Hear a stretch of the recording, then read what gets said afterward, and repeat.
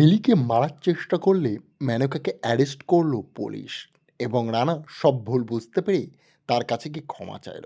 বন্ধুরা, আজকের চলন্ত পর্বে আমরা দেখব রানা ও মেনকা সঙ্গে মিঠি পুজোর মণ্ডপে আসে। সেখানেই রানার মা বলে, খোকা তুই গিয়ে পাশে বস তো মিঠির।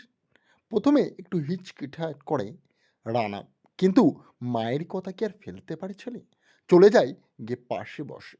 কিন্তু তাদের মাঝখানে এসে মেনকা বসে পড়ে এবং রানা ও মেনকা একে অপরের কাছাকাছি থাকে।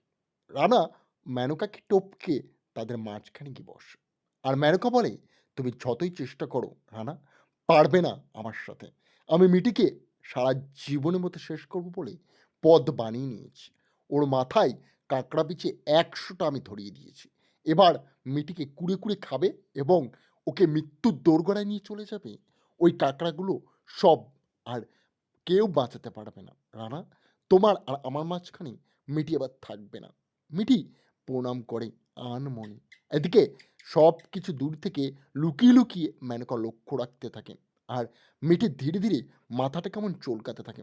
সে বারবার বলে, আমার মাথার ভিতরে কিছু একটা অস্বস্তি ফিল হচ্ছে। সেই সব কিছু লক্ষ্য রেখে কাছ থেকেই রানা। সে বলে, কি হচ্ছেটা কি? মিটি বারবার এমন অস্বস্তিটা করছে কেন?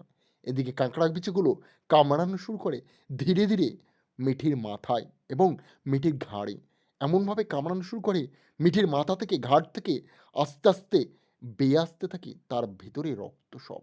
আর যন্ত্রণায় কষ্ট পেতে থাকে মিঠি। তখনই রানা লক্ষ্য করে মিঠির মাথাটা যেন ঘুরছে। মিঠি পড়ে যেতে যায়, সেই মুহূর্তে রানা এসে বলে, মিঠি তোমার কি হয়েছে? এবং মিঠিকে গিয়ে জাপটে ধরে রানা।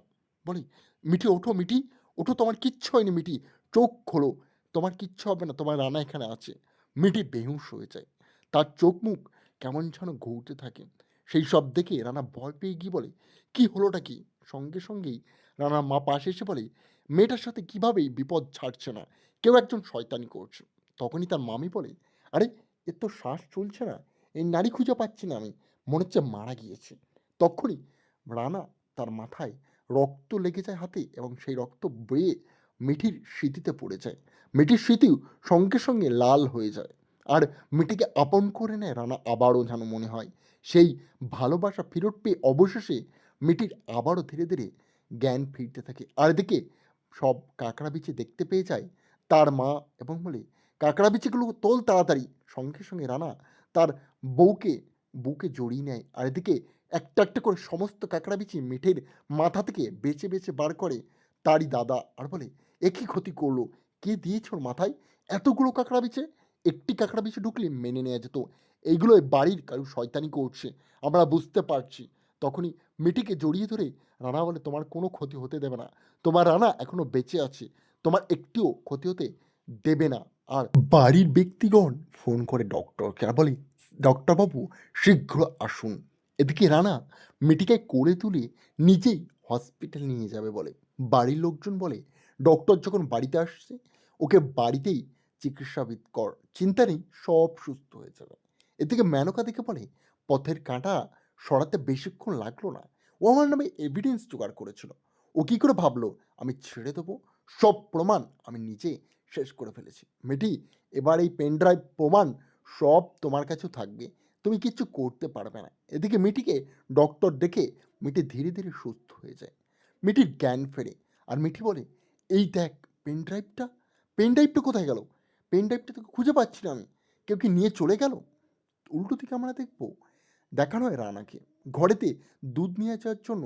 বাড়ির লোকজন যখন রেডি হয় তখনই রানার মাকে বলে, মা কি হলোটা কি, তোমার এদিকে কথাবার্তা বলছো? তখন রানার মা বলে, এই দুধটা নিয়ে যাও, মিটিকে খাইয়ে দিবি। রানা নারাজ হলেও মায়ের কথা ফেলতে পারে না, সে চলে যায়। আর তখনই দরজা খুলে মিটি বাড়তে চাইলে ধাক্কা লেগে সেই সমস্ত দুধ রানার গায়ে পড়েছে। রানা রেগে যায় আর বলে, তুমি তুমি দেখে করতে পারো না? তখনই তার মনে পড়ে মিঠির শরীরটা তো অসুস্থ। তাই সে চোখ বুজে বলে, সরি সরি মিঠি, আমি বুঝতে পারিনি, আমাকে ক্ষমা করে দিও, তুমি তো আমার সুইট বসতী, তোমাকে আমি কত ভালোবাসি, এই নাও দুধটা খেয়ে নাও। মানা করলেই মিঠিকে জোর করে রানা তার উপরে অধিকার ফলায় আর সে দুধটা নিজেই খাইয়ে দেয় মিঠির গালে। মিঠিকে তখন ভালোবেসে রানা বলে, তুমি যদি আমার কথা না শোনো তাহলে কি করে হবে? তোমার শরীর যে অসুস্থ। তখনই মিঠি বলে, সত্যি? এমন বিষয়? আমাকে তোমার কিছু বলার আছে। তখনই মিঠির মুখে সব দুধের স্বর ও হলুদ লেগে থাকলে সেটা নিজে হাতে মুছিয়ে দেয় রানা আর বলে, তোমাকে কত সুইট লাগছে। তখনই মিঠি তার সেই ডুপ্লিকেট পেন ড্রাইভটি বের করে, যেটা তার কাছে একটি কপি ছিল। তখন রানাকে দেখিয়ে বলে, এই দেখো, তোমাকে কিভাবে ক্ষতি করার জন্য মেনকা চেষ্টা করছে। আমি বলতাম না? মেনকা তোমাকে কোনোদিনই ভালোবাসেনি। সে তোমাকে ইউজ করেছে তোমার ইন্স্যুরেন্সের টাকা নেবে বলে। তখনই রানা সব ভুল বুঝতে পেরে সেই প্রমাণ পেয়ে গিয়ে বলে, সরি, ক্ষমা করে দাও আমাকে। এই মেনকাকে এবার শেষ করব। পুলিশ অফিসারকে কল করে সঙ্গে সঙ্গে রানার বলে, এবার ওর বাড়ন্ত ডানা কাটবে এই রানা। ভেবেছে কি আমাকে ছাড়বো নাকি ওকে? তখনই দেখব রানা সামনে নিয়ে চলে যায় মেনকাকে মিঠির। আর পুলিশ এসে বলে, you are under arrest Menka, চলুন আমাদের সাথে। মেনকা অবাক হয়ে গিয়ে বলে, মিঠি, শেষ দানটা তুই মারলেও জিত আমারই হবে।